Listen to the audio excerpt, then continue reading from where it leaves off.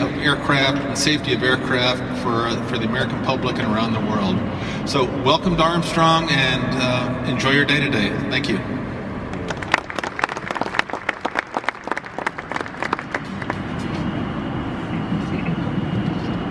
Can you guys hear me? Alrighty. Good morning. So if I haven't met you already this morning, you're going to be part of a 1-hour live broadcast, and there is a few sensitivities that come along with that. So if you notice, there is a ton of cameras that are going to be casting the live segment, so please refrain from standing. There is going to be 2 segments that are going to break away from the main stage. Official NASA account.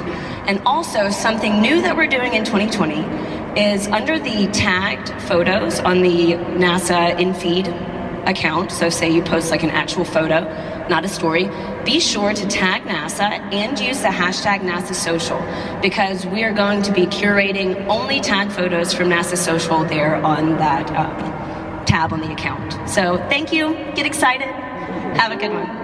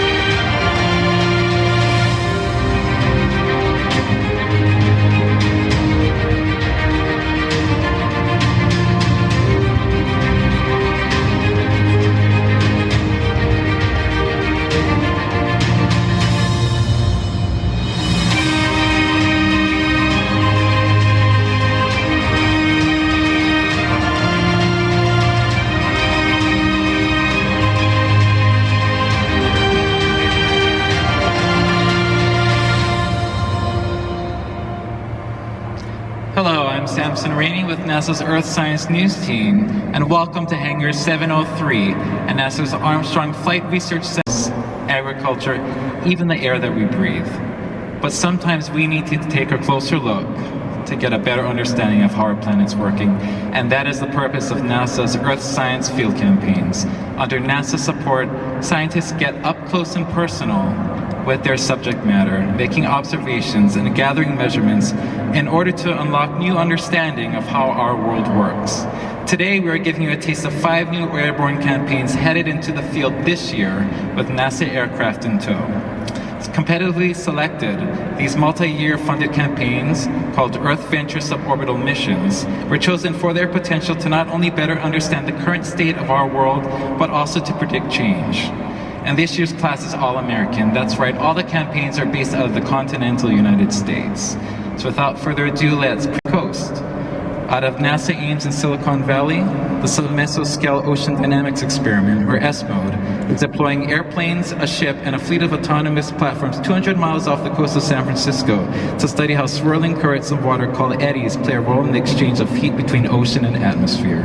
From Salina, Kansas, dynamics and chemistry of the summer stratosphere, or DCOTS, will fly high with NASA's ERA-2 aircraft to investigate how strong summertime storms that punch into the stratosphere change its chemistry, including ozone. Flying out of New Orleans and NASA's Johnson Space Center, NASA aircraft will join researchers on board for the Delta X mission to observe the interactions between water and sediment in the Mississippi River Delta to get a better handle on why some parts of the Delta are disappearing and others are not. From Langley's Research Center in Hampton, Virginia, NASA aircraft with the aerosol cloud meteorology interactions over the Western Atlantic experiment, or ACTIVATE, will maneuver in and around clouds to identify how tiny particles called aerosols interact with them and influence weather and climate. And lastly, as part of the investigation of microphysics and precipitation for Atlantic coast threatening snowstorms, or impacts, aircraft based out of NASA's Wallops Flight Facility on Virginia's eastern shore will fly head-on into snowstorms to investigate how the most intense snowfall is formed in order to improve observations from space and ultimately improve weather forecasts. And with winter upon us across much of the country, we think that impacts is probably the best place to start. And welcoming onto the stage is Lynn McMurdy, who is the lead scientist for impact. She's also an atmospheric scientist at the University of Washington. Thanks for joining us, Lynn. It's great to be here. So we're looking at unraveling the mysteries of these bands of snow in clouds. Could you tell us a little bit more about that and how you're going about it? Sure, I'd be happy to. So as you know, snowstorms are fairly large, and the cloud systems with them span hundreds and hundreds of miles. But what's really interesting is the snowfall within these large areas of clouds are not evenly distributed. They are often organized in narrow bands of high snowfall amounts. And this is what we're trying to investigate, is the processes that contribute to this banded structure and how it varies from storm to storm. Some storms don't have the bands and others do have a lot of them. And we are studying this on multiple scales, from the larger scale down to the microphysical scale, the scale of the snow crystals themselves. And they vary a lot. They vary in shape and size and amount. And the snow crystals are one of the key features that we are studying in impacts. Wow, and my understanding is you're the first campaign up this year, so you're heading out next week, right? I am heading out next week, yes. We are the first campaign to start. Actually, in 2 days, I leave for Wallops. We are going to be flying an aircraft that you will be seeing later on today, the ER-2. It's already equipped with all the instruments that I need for my campaign. The ER-2 is going to be flying high above the snowstorms themselves at altitude about 68,000 feet or 20 kilometers. It'll be equipped with remote sensing instruments that are the same as what we have on satellites, both radars and what's called radiometers. And below that, in coordination with the ER-2, we will fly what's called the P3 aircraft. And it gets lucky, it gets to fly in the snow clouds themselves. Kind of bumpy sometimes because it's very turbulent, but they are equipped. It's equipped with instruments that measure the snow crystals that I talked about, and also the environment in which the snow crystals form, so the environmental conditions. And we'll also do what's called a drop sonde and measure the profile of temperature and wind. So the point of the two aircraft again, so that you need one that's going through the snow bands and the other one will be above the snow. Right.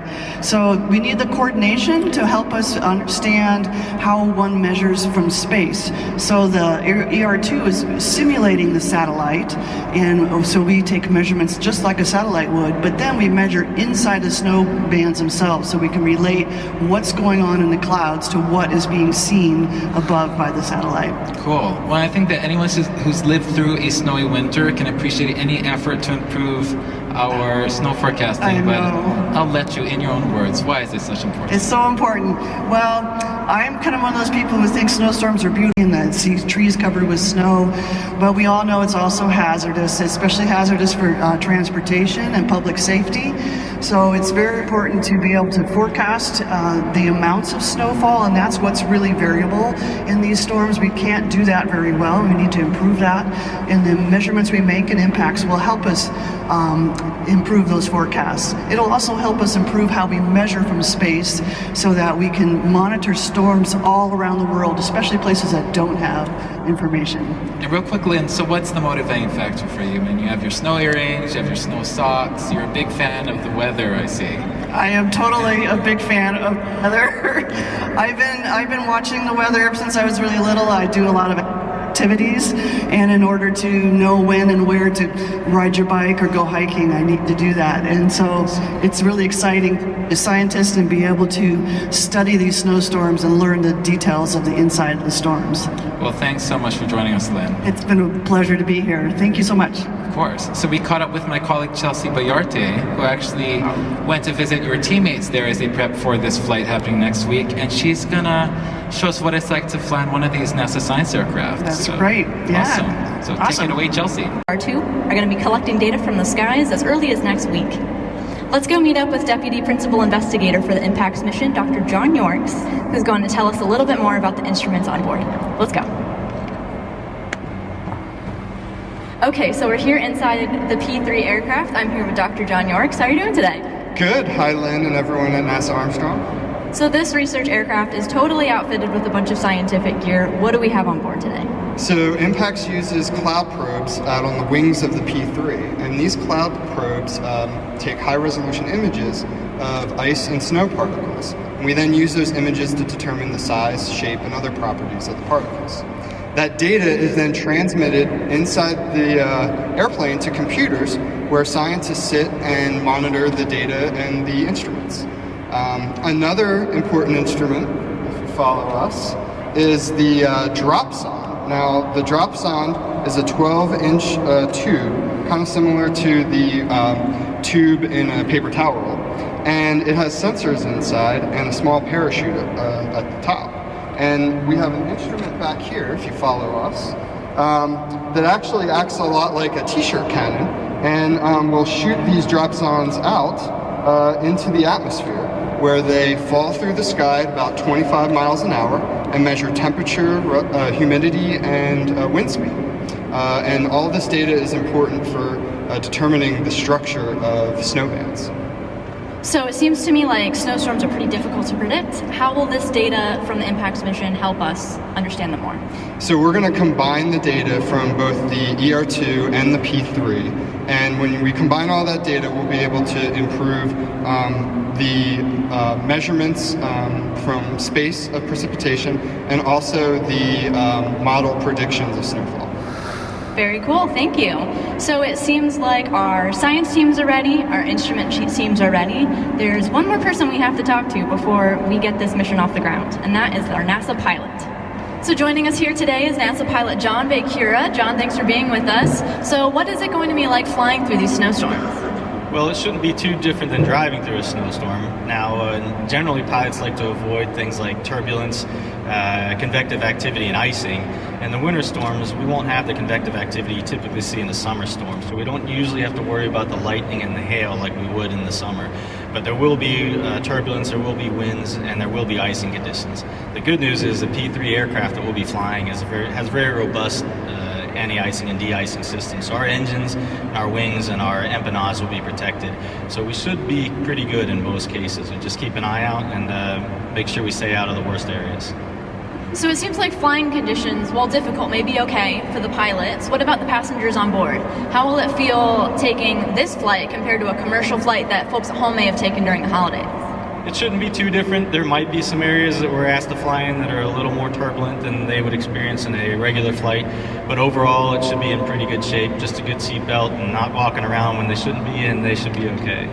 Sounds good. So I have to ask, I'm curious, this is the coolest job in the world. How does one become a NASA pilot? It is a pretty cool job. In general, most people get their backgrounds from the military. And that's because we fly a lot of different aircrafts here at Wallops and some of the other centers, and we fly in conditions that most people avoid.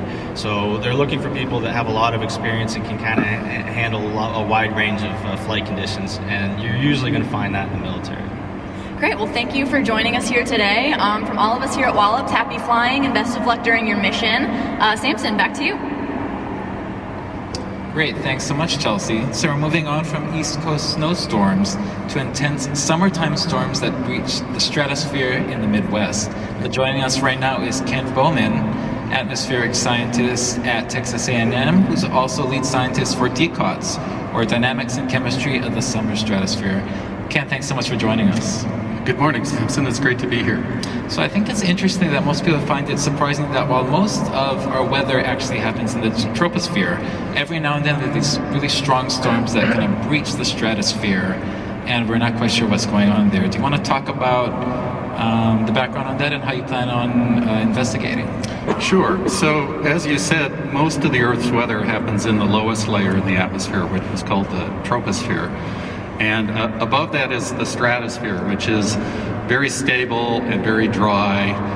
And it also contains the Earth's ozone layer, which protects the Earth from dangerous solar radiation from the sun. But some storms are actually intense enough that they overshoot the top of the troposphere into the lower stratosphere. And they carry water and pollutants and particles and things into the stratosphere. So I'm guessing you need specialized aircraft to get that high up, right, Ken? Yeah, so just like impacts, we're going to be using the NASA ER2 high altitude research aircraft. It's really a unique platform for making the kind of measurements that we need to do. And unlike impacts, which is using remote sensing instruments, for our project, the ER2 will be carrying 12 different instruments to measure atmospheric gases and particles and meteorological parameters. And the plan of the project is to fly the aircraft through the outflow from these storms in the lower stratosphere. So the big question is, why is this a pressing science question? So the stratosphere is actually quite important for the Earth's climate, and of course it contains the ozone layer, which is vulnerable to pollutants when they get up into the stratosphere. So we're going to be studying the summertime stratosphere. There are a lot of things we don't know about the composition and the radiation and the dynamics of the lower stratosphere. And the main goal is to make sure we understand how the stratosphere works now, so that as the climate changes and the composition of the atmosphere continues to change, we'll be able to predict and better understand how the stratosphere might change in the future. Cool. And so basically, I know that a lot of campaigns, scientists have some sort of idea of what they expect to find. Is this a case where it's a real discovery mission? You're not sure exactly what's going to happen. This is very novel results coming forward. Yeah, this is the first mission that's really been designed specifically to look at these overshooting thunderstorms and what they put into the lower stratosphere. So we've seen glimpses of this on previous missions that happened to fly through the outflow from these storms, but we expect to be targeting these on almost a daily basis as they happen over the central U.S. Cool. So, Ken, what drew you personally to this science? When you could have picked anywhere in the atmosphere to study, but you're focused on this area. Why is that? So, we're doing a lot of different things in DCOTS, ranging from chemistry to aerosol physics to small-scale dynamics to global-scale dynamics. But my personal interest in the project is really in atmospheric transport and mixing. And so if you've ever stirred cream into a coffee cup and you've looked at the beautiful patterns that you get as it mixes into the coffee, the same thing actually happens in the atmosphere, but at scales that are 1 million times larger. So these storms inject material, and I'm really interested in how that gets mixed and distributed all the way around the globe. Cool. Well, that sounds very interesting as well. Well, thank you so much, Ken. Sure, thanks. We're pretty lucky today because joining us in the hangar is one of our NASA pilots, Dean Gucci-Neely, who's going to give us some insights into what it's like to fly in that rarefied space on the ER2. Dean, take it away. Good morning. Thanks everybody for coming out today. And as you just heard from a few of the principal investigators and the science teams on some of the campaigns that we have coming up at NASA, the aircraft you see behind me is the ER2, and that becomes the instrument of choice as far as a platform that can carry a large package of instruments from multiple teams that want to look down through the atmosphere from the top down. It's still the highest manned air-breathing aircraft in the world. There's 5 of us at NASA that fly this aircraft behind me. And what we're going to do to support this is take this up in a single-seat cockpit wearing this uniform, as you see, which I'll explain a little bit more why in a minute. But the idea is that we can take the package of instruments that are actually installed on the aircraft behind me up above nearly all of the Earth's atmosphere and look all the way down through it, studying what you just heard about with the DCOTS and impact science campaigns that we'll be looking forward to executing this in the coming months this year. In that environment, this is an inherently unstable aircraft, small cockpit, but we fly up so high that there's not enough pressure in the air to keep all the liquids in our body together. If we lose cabin pressurization, then all the liquids would boil, so hence the pilot has to wear this full pressure suit. So wearing a spacesuit up in that environment has its own set of challenges as well. But it's actually why the NASA pilots enjoy it, because we love a challenge, we love to learn, we love to explore. A few of the things about the spacesuit itself that I'm wearing right now. I'm dressed as if I'm ready to climb right into the aircraft. As we start to suit up into this, the first things that the pilot will notice typically is that you start to lose they take all your senses away. So you lose the sense of feel, can't really feel anything with the big gloves on here. As soon as I close this faceplate in a minute, then I'm completely pressurized inside. I have limited visibility, I can't smell anything, I can't hear anybody around me talking, and that becomes a challenge for some people, but we're well trained and experienced in this, and to the NASA pilots, we absolutely love it. This is just like another set of pajamas to me. And so what I'll show you in a minute is what this looks like as we inflate the suit, apply the pressure into it, which keeps everything in my body together in a high, low pressure environment.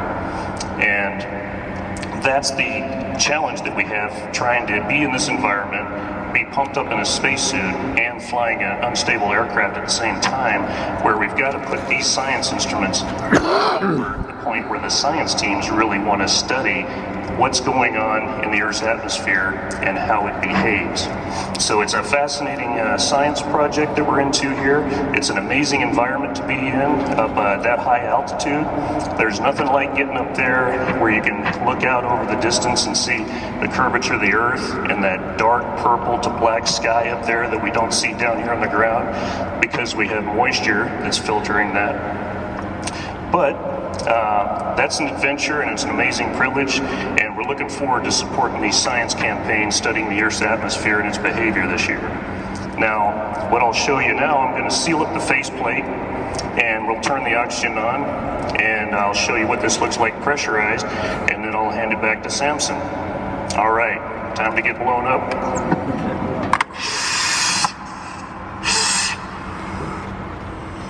Okay, just like sitting down in the cockpit, we'll inflate the suit, and then I've got to fight against the suit to operate the aircraft.